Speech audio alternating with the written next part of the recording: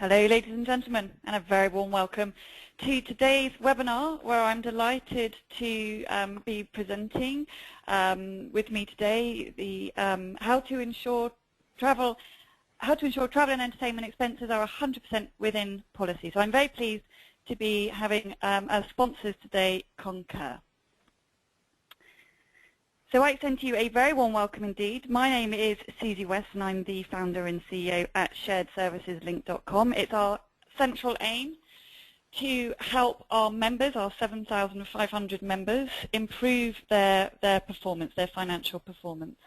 And we do that by extending best practice through conferences and through webinars such as the one that we have today.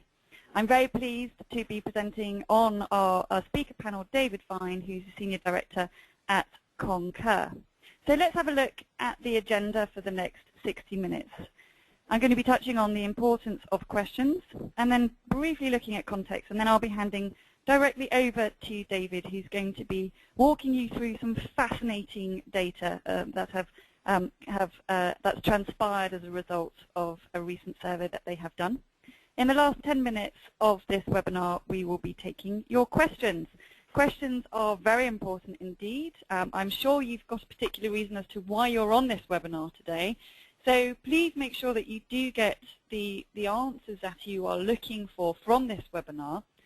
Make sure that you send me your question through nice and early, and I will put it through to David in the last 10 minutes of the webinar.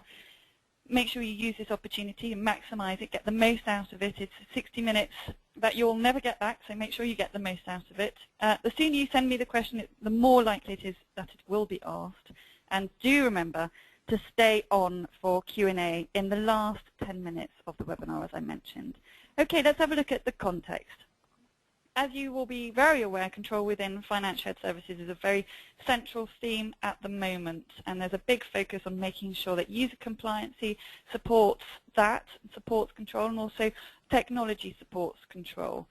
But we find a lot when we do surveys at sharedserviceslink.com that the intention of implementing various projects, implementing technology, is very much to instigate cost reduction and help process improvement. But what often undermines that intention is the usability, the users actually using the technology or following the processes in, if you will, the wrong way, the non-compliant way, and that ends up resulting in huge loss actually for the organisation, and a lack of control, a lack of visibility, and a lack of compliance. So what David's going to be walking you through now is survey results. And in fairness, we've been working on this for a number of weeks now. And I have to say, personally, I found the statistics that came as a result of this survey were indeed quite shocking. So look out for this information coming through now. So on that note, very pleased to be introducing David Fine, who's Senior Director, EMEA at Concur. Over to you, please, David. Thank you very much, Susie, and thank you everybody for joining. I'd like to extend a warm welcome to you to the exciting and interesting world of expenses management. I know for many it's a very dry subject, but as a consequence of some recent high-profile scandals over the last couple of years, expense management seems to be creeping its way up the strategic agenda for many businesses. Some of the scandals I'm referring to are the Metropolitan Police and their American Express card debacle, which I think left £4 million of unreconciled card items in the Met Police accounts, which nobody knew what to do with. We had Mark Hurd at Hewlett-Packard leaving the company and the share price crashing for, amongst other things, expense irregularities. And of course we've had the MP scandal, which everybody knows about, and there's been some very interesting statistics around attitudes towards expenses from the general public as a consequence of that, which we'll talk about later. So if we take a look at the agenda, what I'm going to talk to you about today is the findings of our benchmark report. This is something we've been doing for the last 6 years, where we are analysing the data from within our systems and coming up with benchmark costs and expenditure across industry and across expense types. then going to talk about a YouGov survey that we do. So it's very interesting to compare and contrast attitudes towards expenses and company treatment of individuals that claim expenses and the data itself, and that makes for some very interesting findings. We'll then look at the expense management challenges and what companies face, the difficulties that they face in managing expenses efficiently, and hopefully give you some information that you can take away, and if it doesn't give you anything more than food for thought, then so be it, but I think you'll have some practical examples of how you can improve your procedures within your organisation, and we'll finish up with a Q&A session, as Susie said, at the end of it. Now, it's important to remember that this is a snapshot of the report. There's a 22-page report that we've compiled. Naturally, we don't have time to go through all of that, so I've picked out some of the juicier ones and the highlights to give you a flavour of the information that's contained within it. So just some more information then about the data that we've reviewed to arrive at these findings. We've reviewed over £609 million worth of expenses paid by British organisations over the last 12 months. That was made up for year-on-year comparisons of 10.25 million individual expense line items from more than 200,000 UK-based employees in both private and public sector. So we think that's a very good and strong representative view of the position within expenses in the UK today. So first and foremost, the information that came out allowed us to look at where companies are losing money. And we can see that out-of-policy claims are 10% of the total number of claims. This is pretty consistent year on year. It actually increases to around 20% for hotel accommodation claims, funnily enough, but still some 10% of all submitted claims are out of policy for one reason or another. The YouGov research that we looked at gives us a rather worrying trend of an increased acceptability towards exaggeration and fraud within expenses. And we'll talk about that in more detail later on. And the largest and most interesting of all of these is the business mileage claims. For many businesses, business mileage claims is the largest expense of any kind, and it's also the most difficult to manage in terms of VAT recovery because of the complex requirements around receipt substantiation. And whilst this seems like a rather disappointing result in that only 74% of mileage claims had a receipt, it's a huge improvement over 2010 where only 59% of those claims had a receipt. I think it speaks to the power of automating one's expenses where the data gives you information upon which you can take action, in that most of our customers have managed to reduce the unreceipted expense items so well in the last 12 months. This is a rather a large issue for companies as a consequence of the increase in fuel costs and the increase in VAT. So we believe it's crucial that companies do everything that they can to get the VAT back on business mileage. Another interesting statistic, which again unfortunately is common year on year, is that managers are not practicing what they preach. We're in danger of creating a two-tier system within expense systems across the UK, as we'll see from this data, because typical expense claiming employees, or subordinates for want of a better word, made 16% fewer claims in 2011 and had a total amount paid to them that was 8% less than the year before.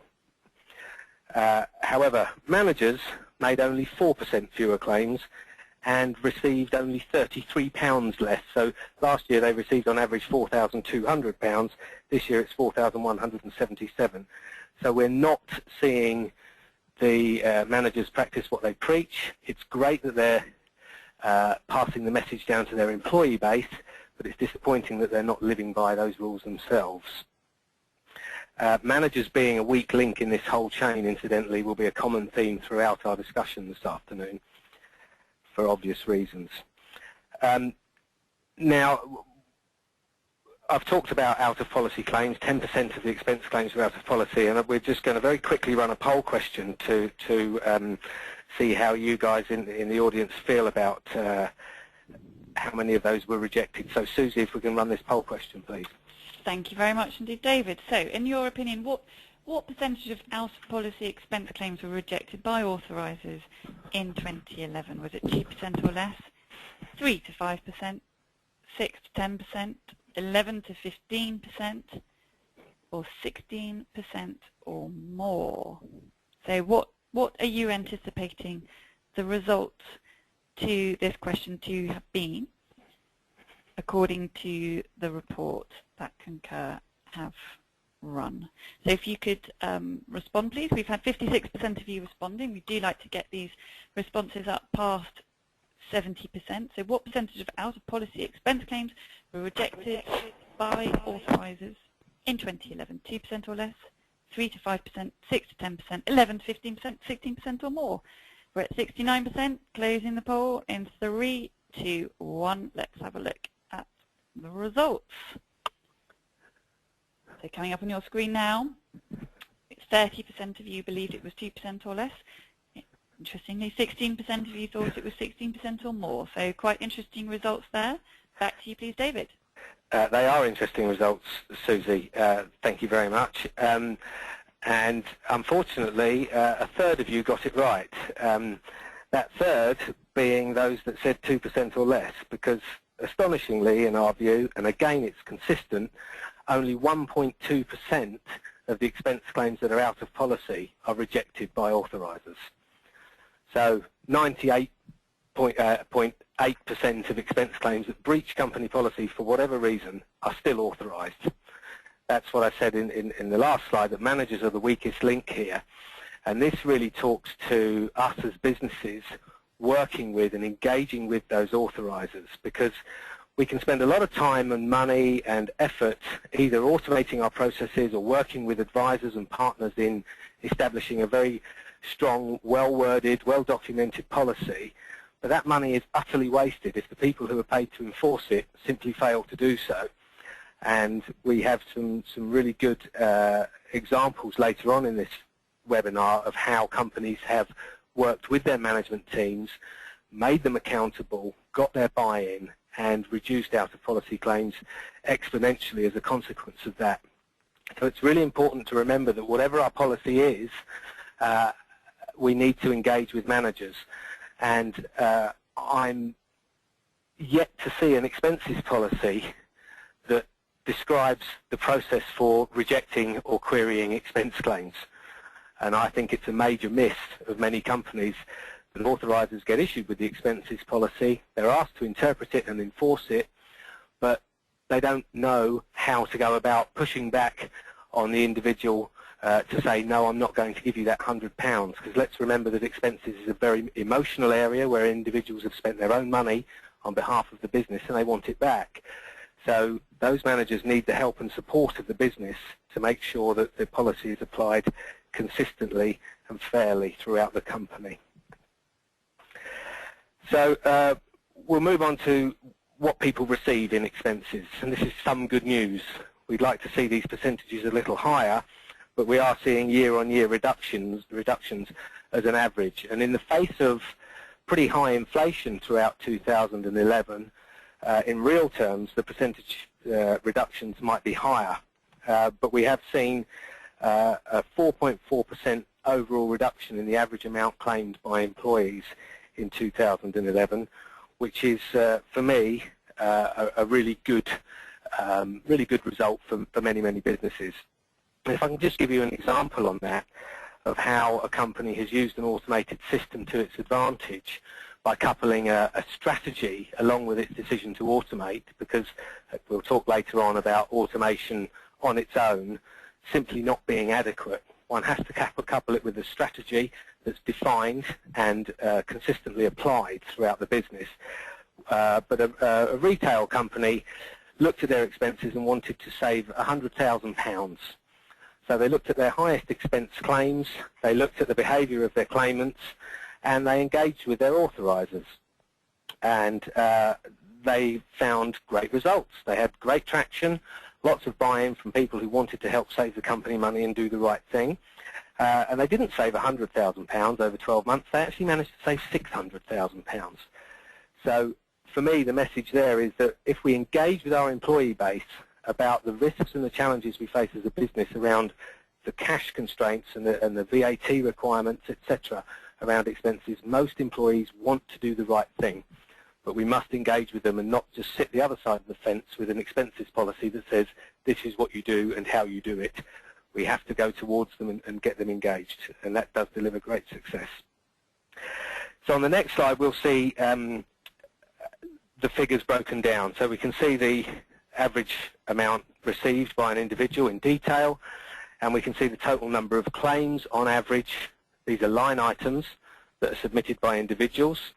That's pretty much the same as 2010. That was 34 in 2010, 32.44 in 2011. The average amount per line item, it includes mileage, hotels, flights, etc., which I think makes it perhaps higher than some of you may expect, is equally the same as 2010, and disappointingly, as we've already discovered, the percentage of claims that are out of policy, which are rejected, remains the same. This is something that, again, I'll keep re-emphasising that, making sure that the information derived from any system, automated, manual, semi-automated, whatever it is, gets fed back into the business so that action can be taken and behaviours changed. Now, the final slide on the benchmark statistics talks about the average expense claim value.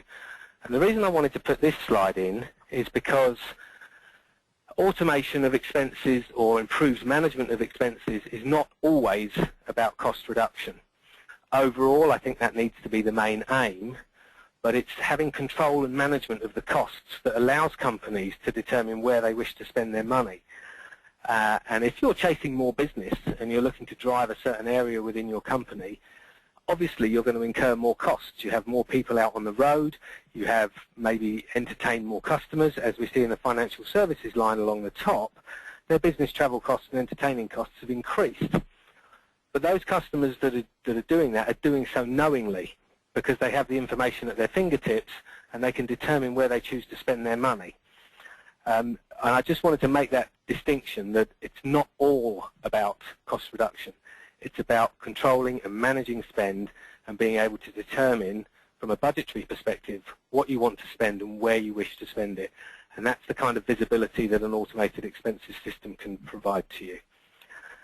So I know we've only covered a very few subjects there on the benchmark report, but as I said, there is a 22-page report that is available to everybody, and we'll give details out about that at the end. And I wanted to make sure we weren't doing overkill on statistics of who spends what on what, and move on to our YouGov survey findings. Now, this is a survey that we've run again for the last 6 years, and it gives us an interesting contrast of attitudes towards fraud, cultural perceptions of individuals, and understanding what's driving these results that we have in the benchmark report. So why do people behave as they do?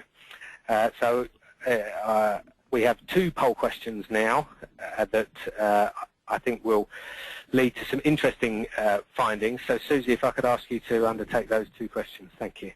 Thank you very much indeed. David, so coming up on your screen now. So in response to a survey, so really pertaining to the YouGov survey, in response to a survey, how many respondents, in your opinion, were not aware of their company's expenses policy, or even that one existed at all? Is it 0 to 10%, 11 to 25%, 26 to 50%, or 51% or more? So in response to a survey, how many respondents were not aware of their company's expenses policy, or even that one existed at all? 0 to 10%, 11 to 25%, 26 to 50%, or 51% or more. We only had 63% of you voted.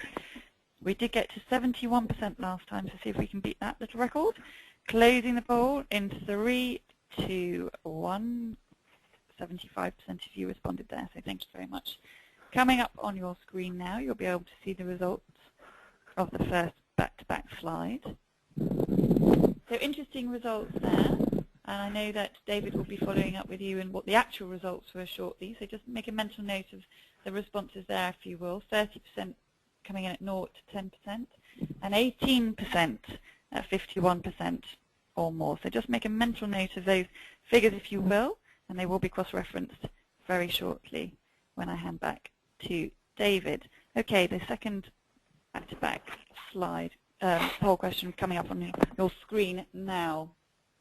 So in the same survey, in your opinion, how many respondents thought it acceptable to exaggerate expenses?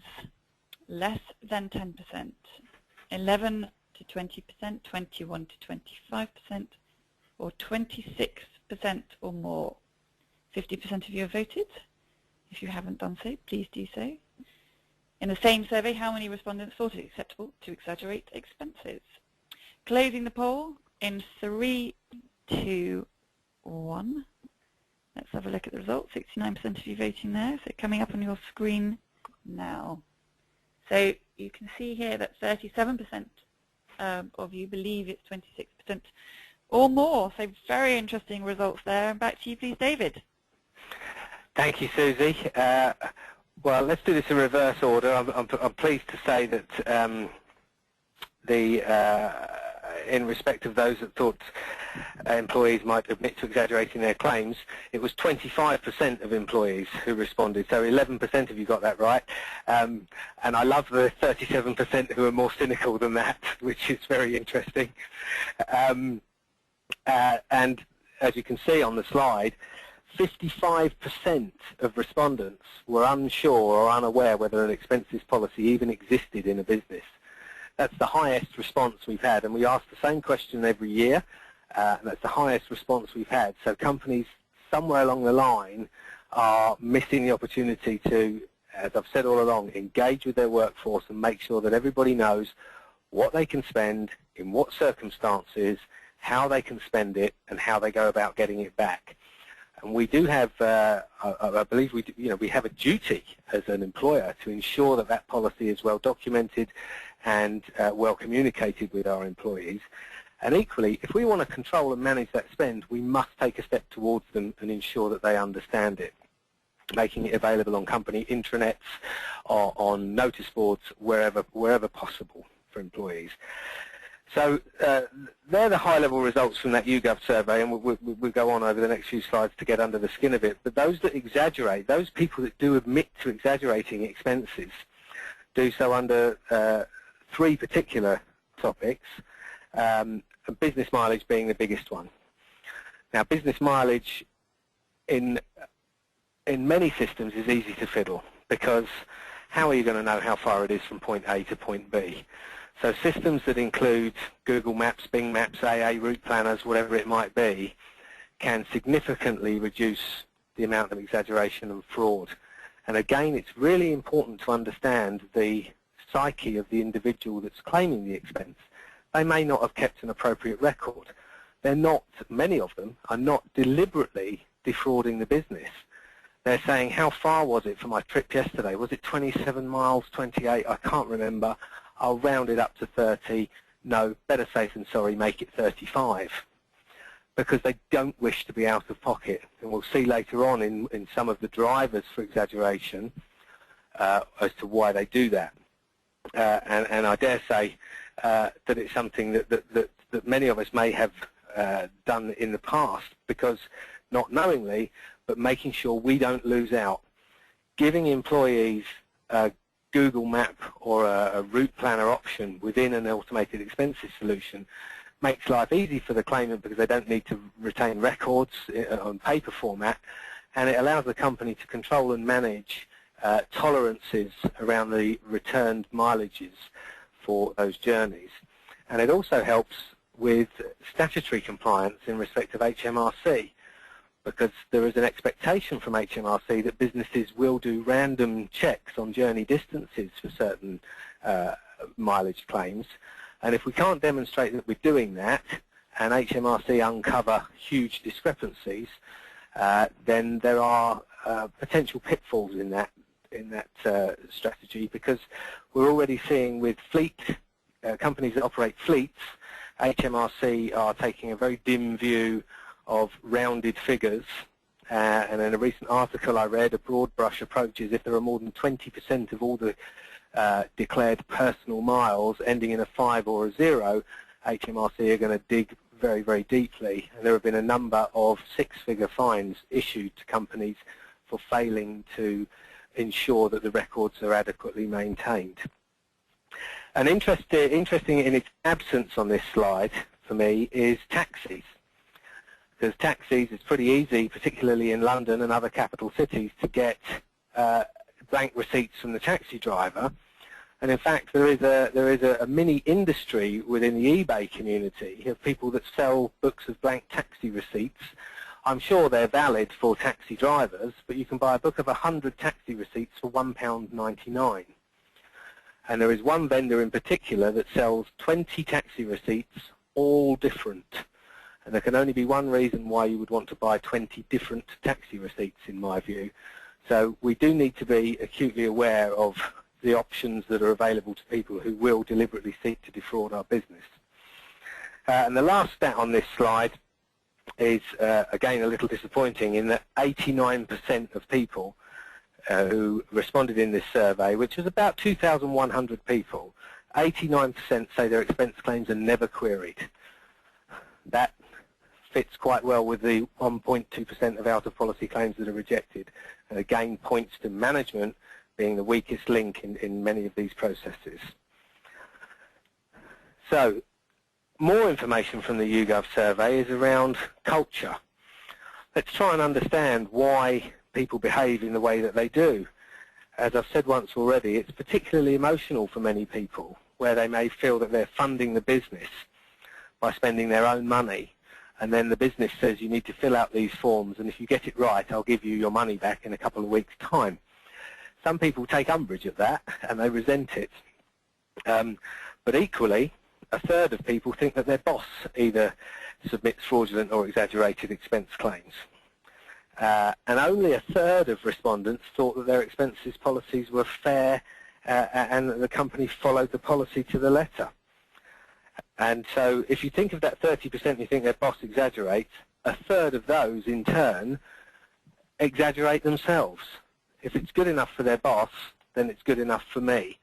Again, I'm sorry to say it, but we point back to management being the weakest link, which obviously makes them the greatest opportunity to change behaviour within the business. Managers really need to practice what they preach. So if we look at why people exaggerate expense claims and get, again, as I said, under the skin of it, we've got comparisons here, and behaviour is changing slightly year on year, but there is a new option that we included this year at the bottom. I'm not going to call all of these out, just the top two and the bottom one. We've already mentioned the exponential increase in fuel prices that people have experienced, along with huge increases in insurance costs as well for cars. And where that individual doesn't feel that the mileage rate, whether that be the HMRC prescribed private car mileage rate or the company car mileage rate, people don't feel that it covers their costs. And I'm not surprised, really. I think HMRC were very slow to react. 40 pence a mile was the prevailing rate for the last 10 years, up until last year when it increased in the UK to 45 pence a mile. But the insurance costs and fuel costs for somebody owning a private car had increased way beyond that 40 pence. The ownership costs of a vehicle in terms of depreciation, tyres, insurance, etc., and servicing costs is typically more than 40 pence per mile. So we need to understand that users feel somewhat aggrieved if they don't at least get the full HMRC allowance or get enough money to cover what they perceive that they've they've spent, I beg your pardon.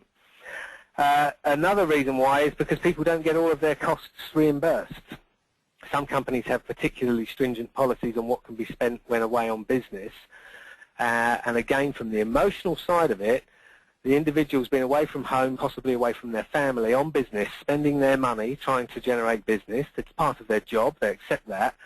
But then certain elements may not be reimbursed by the business. And I think as companies we need to understand the emotional side of that and make sure that we cover as many expenses as we can that are fair, transparent and well communicated in advance. I'm not suggesting that we allow any abuse, far from it, but we have an agreement with our individuals, because we've seen evidence, which I'll talk to later on, where companies do go the extra mile and seek to reimburse people quickly, seek to cover all of the costs. The user becomes engaged in the process and does everything they can to get the best value hotel, not overspend on meals, etc. So there, in my view, there is real benefit in ensuring that people get all of their costs covered.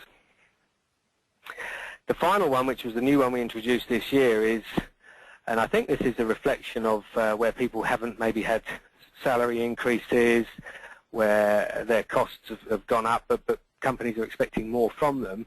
18% of respondents think it's okay to exaggerate your expenses if you're doing a lot of unpaid overtime. That's just a heads up to everybody there, something to be aware of and keep tabs on.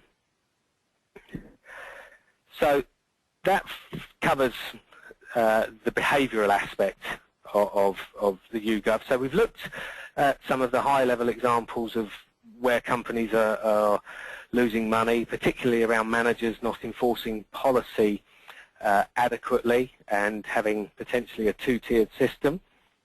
And we've also looked at the behaviour that's driving that. So let's look now at some of the challenges that face us as businesses.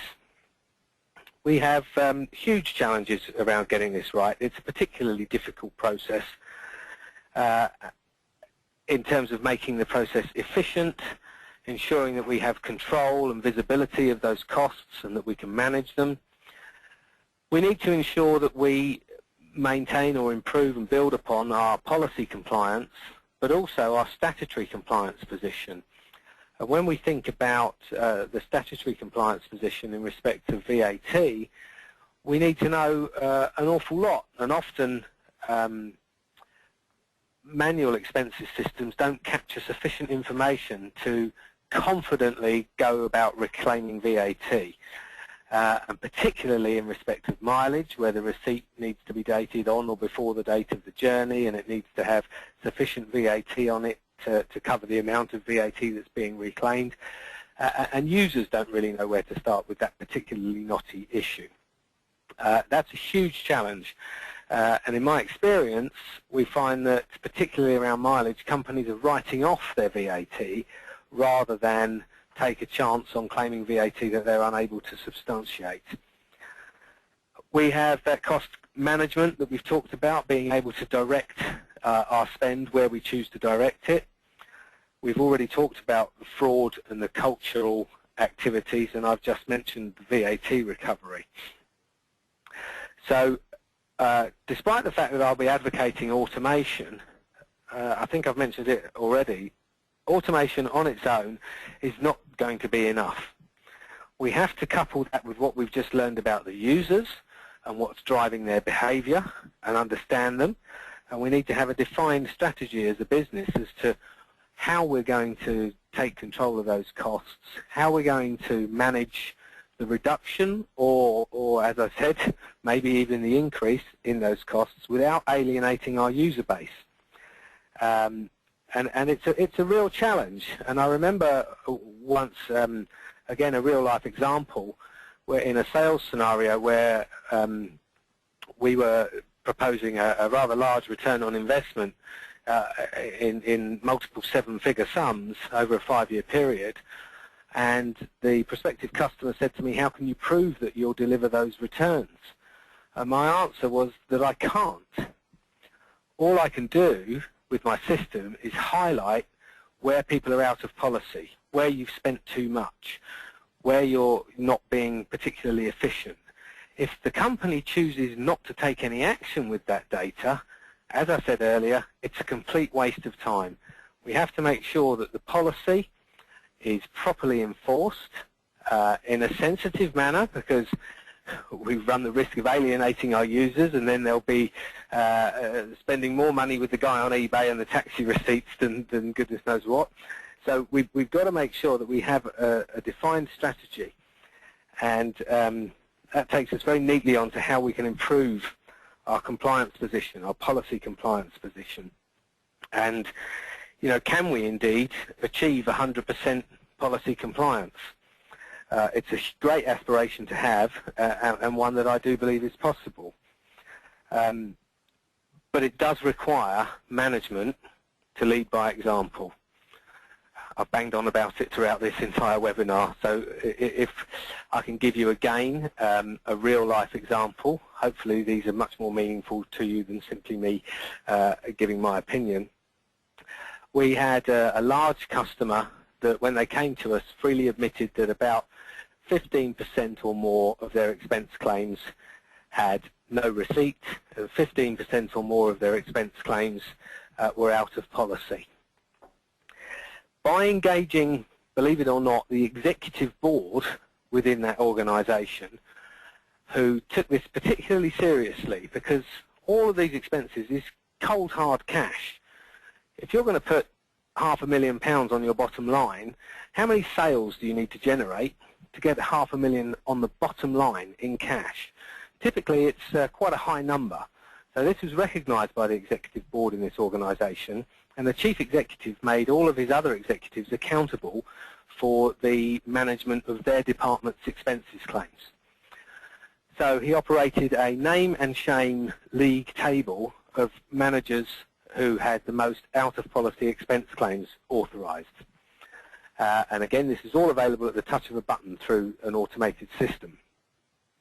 What that did is it changed the culture in that business, because those executives pushed down on their regional directors, who in turn pushed down on their area managers, who in turn pushed down on their employees.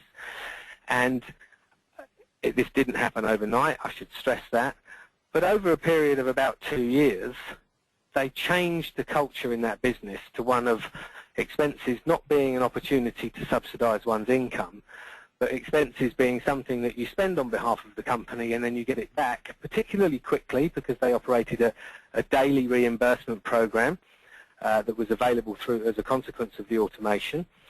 So they respected the user, they respected their need and requirement to have that money back as quickly as possible, but they made these managers accountable, and nobody wanted to be going to a board meeting with facing the chief executive being at the top of the league table.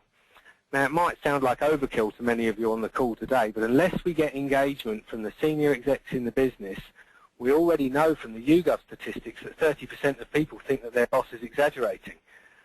So if we can change that perception so that that percentage is significantly reduced or eradicated entirely, so that people know that the senior executives in the business are held to account for their expenses, and they in turn hold people lower down the chain accountable for their expenses behaviour, you can change the behaviour within a business. Now, this is a company that employed 160,000 employees, and just more than 10,000 of them were making expense claims every month. As a consequence of this name and shame policy, they managed to reduce that 15%, those 15% figures, to less than 1%. So now fewer than 1% of the expense claims that go through their system are out of policy, and fewer than 1% of the expense claims submitted are submitted without a receipt.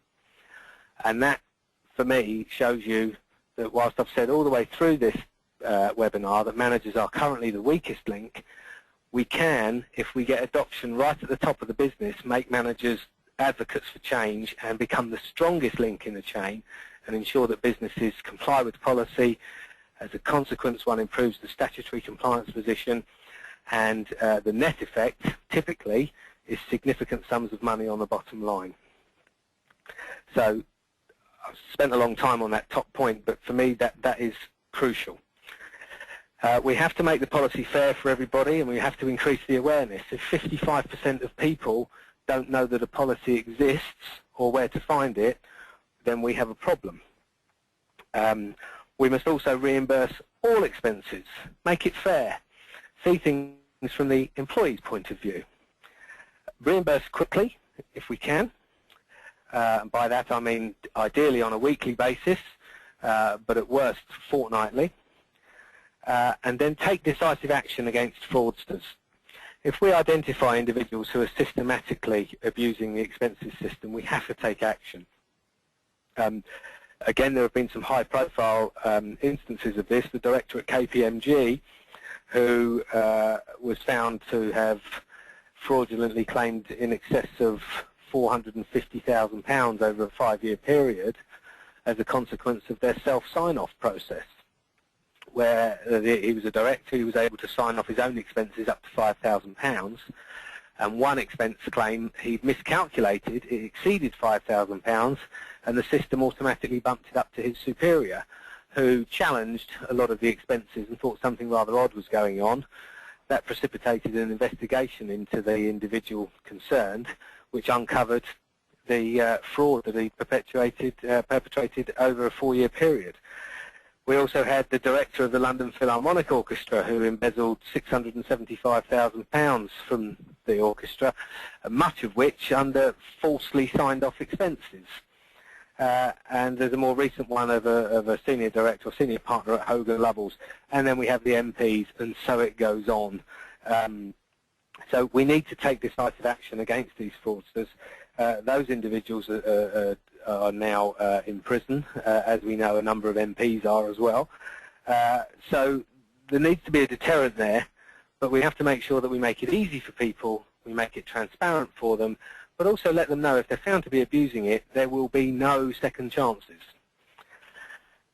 We have to make it easy for people to claim and approve, and you would expect me, given that that's what we do, to advocate automation. The benefits are myriad, not only to the points that we've discussed today, but also in getting happier employees, particularly if they can make their claims on mobile phones and authorise them on mobile phones, if they can be integrated with travel booking systems and so on. It makes the life of the employee so much better, particularly if it's coupled with a faster reimbursement process. And happier employees, as we all know, make for far more productive and committed employees who are more likely to do the right thing in respect of receipt production. So, what will an automated expenses process give you?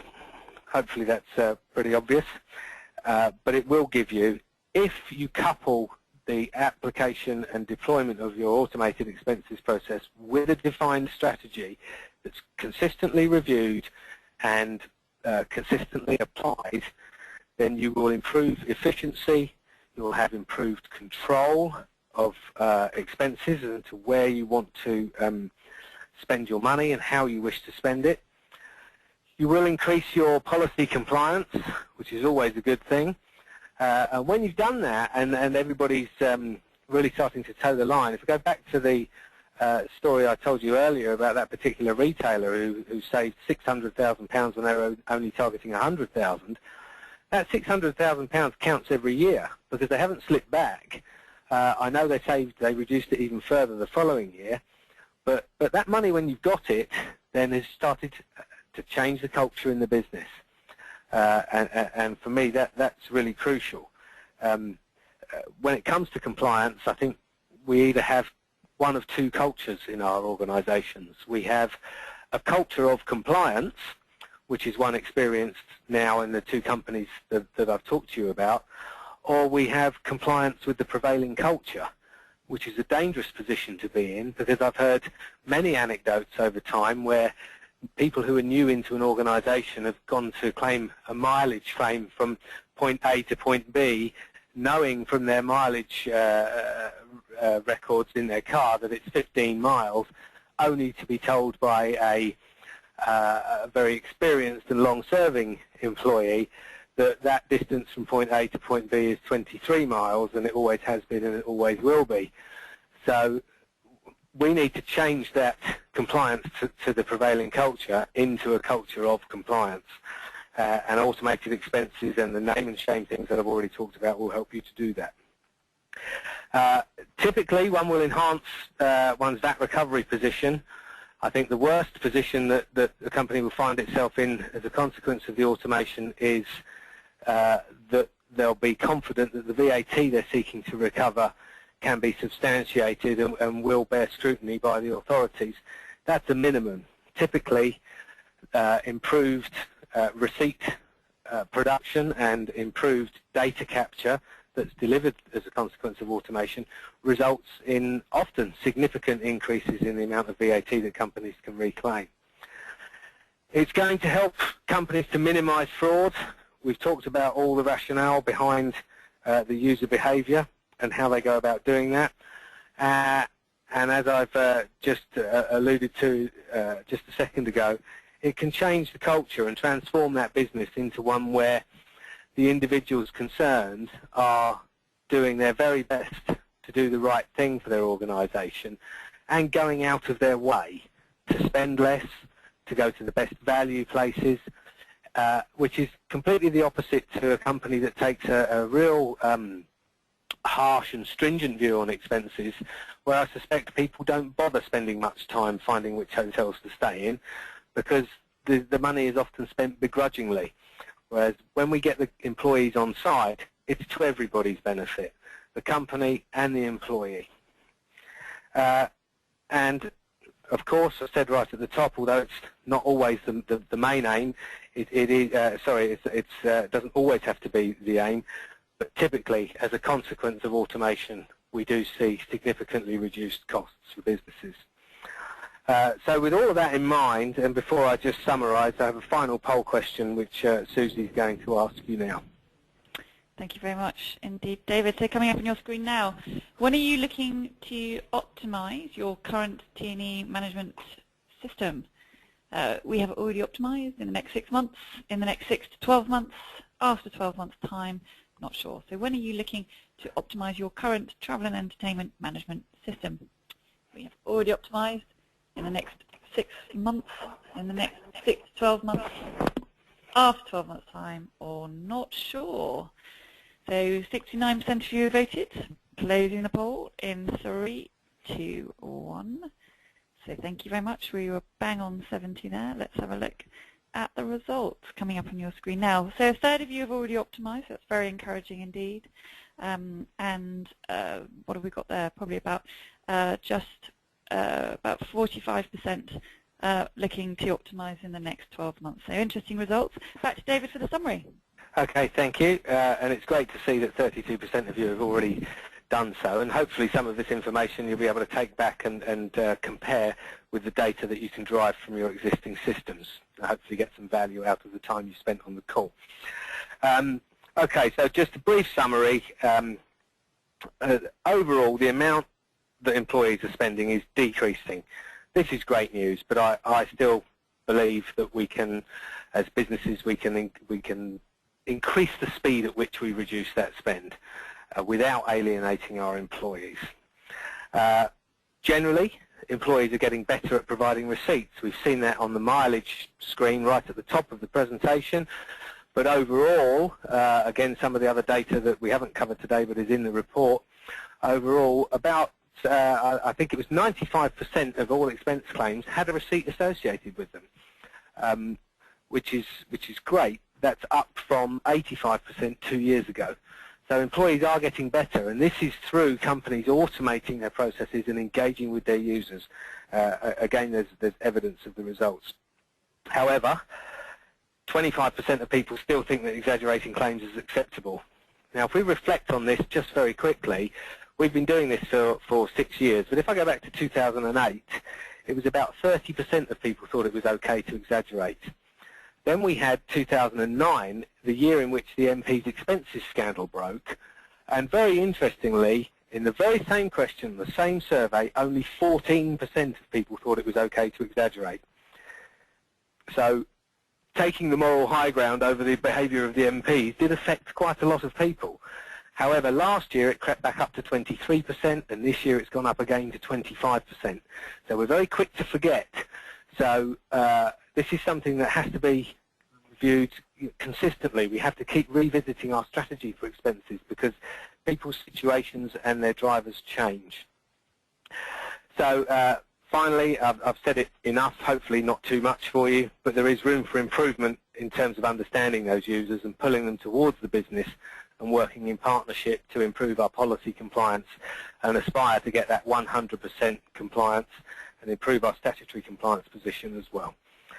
So the report I've talked about a lot through this can be downloaded on the Concur website. Please feel free to go in there and download it. Just enter some details and you'll be able to download it. It's about 22 pages of very detailed information. There is a bit of a summary at the start of interesting observations and facts. But then perhaps if you're looking to automate and you need to convince some of your peers, it's an interesting report to be able to take to some people to convince them of the benefits of it. So with that, hand back to Susie for questions. Thank you very much indeed, David. So yes, please do make sure that you download that report. It is absolutely fascinating in its full entirety. So thank you for sharing the summary with us there, David. So lots of questions coming through. If you haven't put your question through to me, make sure you do. We've got about 8 minutes for questions. What percentage of the respondents in the survey were actually Concur users? And could you tell a difference regarding the reduction per claim? Right, the respondents around, so this is the 2 reports we've run. So the benchmark data is all Concur data. So the reduction is what we've seen from existing Concur users, so companies that we're working with. But what we're seeing is longer tenured companies are getting the reductions, but the percentage itself is skewed a little because new organisations that are coming on board, their data is included, but you can't go on day one and immediately reduce your costs. You run for 6 to 9 months, and then one looks at one's data and then starts to reduce it. So it's skewed a little. But all of that data in the benchmark report is from Concur customers. The user survey, the behavioural survey around attitudes to fraud, is the general public. It's undertaken by a company called YouGov, which is a very well-known polling company in the UK and is entirely independent. And we have no way of knowing whether the 2,100 respondents were Concur users or not. Okay, good. Thank you. How do you go about capturing VAT within the system? Okay, that's an interesting question.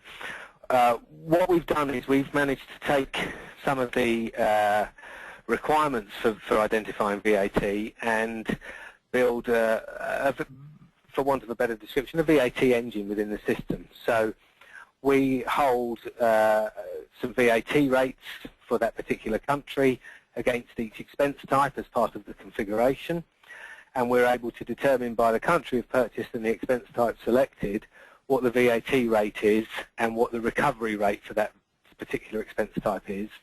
And in turn, in respect of any special handling considerations, we can accommodate that. For example, in the UK, if you park your car, if you park on the street, there's no VAT incurred. But if you park off the street in a VAT-registered car park, then there is VAT incurred. So we simply ask the user to identify within the claim whether they parked on or off the street.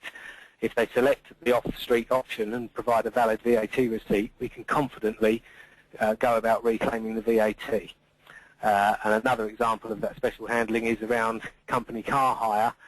We ask the user to tell us how long they hired the car for, because in the UK, if you hire it for more than 10 days, then you forfeit 50% of the VAT.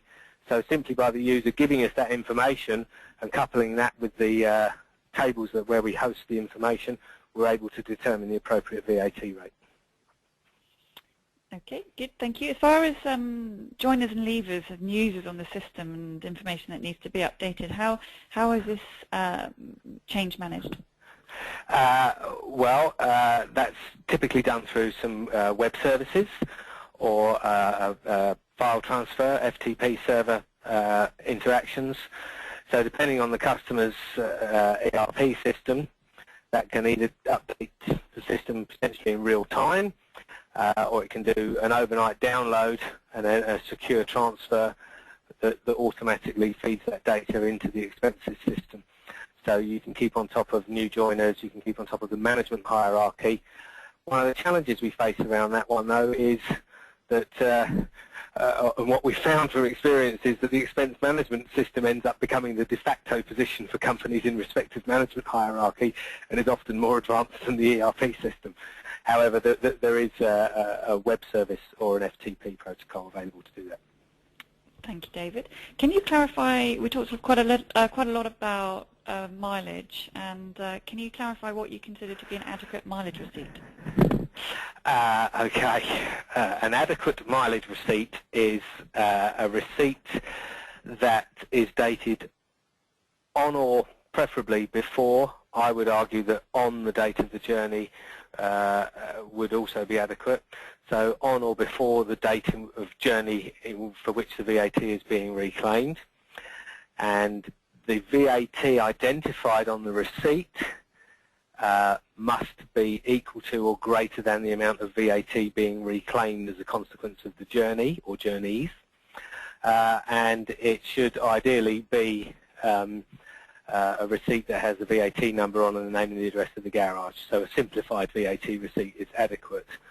Now, it could be that one receipt covers multiple journeys. And we use an arbitrary 45-day cut-off period because we believe that's a reasonable position to adopt with HMRC, that an occasional user may buy fuel and they don't know whether in the next month or not they're going to be required to undertake a journey for business purposes. So we think that's reasonable, and as long as it's dated, as I said, on or before the date of the journey or journeys and covers the full VAT amount that's being reclaimed, that it should be adequate, or that is adequate. Hopefully that answers that question, or sorry if it was a little complicated. No, that's great. We talked a lot about the importance of managers making sure that they approve expense claims in a kind of a controlled way. Do you have a set of questions or guidelines or kind of a support that you provide for your clients that actually trains line managers and approvers on what they should be doing and how? We don't. What we typically do is we work with our customers so that we can understand their culture, and then we typically advise their administrators. We do, if we're involved in training the individuals, then we do obviously make it clear to them about how the out-of-policy claims are flagged. But we tend to do that on a customer-by-customer basis. Because it's really understanding what's the prevailing culture. There is no real one-size-fits-all, and we tend to share experiences and knowledge from other success stories we've had, and typically one of those will fit that customer requirement. But we don't have a Bible per se that we provide, because that's a little over and above what we're required to do. But we have helped customers put them together internally. I'm afraid, ladies and gentlemen, we have run out of time. I know that we could be talking about this all afternoon. There's a lot there, so fascinating information. And David Vines, thank you very much indeed for joining me this afternoon. Ladies and gentlemen, just want to alert you to the fact that on the 26th of April, we have another webinar coming up, the second webinar for our April series. And also just wanted to alert to you that we have a number of events coming up, two of which, the Procure to Pay Leaders Summit and also the Turning Up Purchase to Pay event taking place in London, both cover off travel and entertainment as key themes within those conference agendas. So thank you very much for your time and attention, and we look forward to welcoming you next time. Goodbye.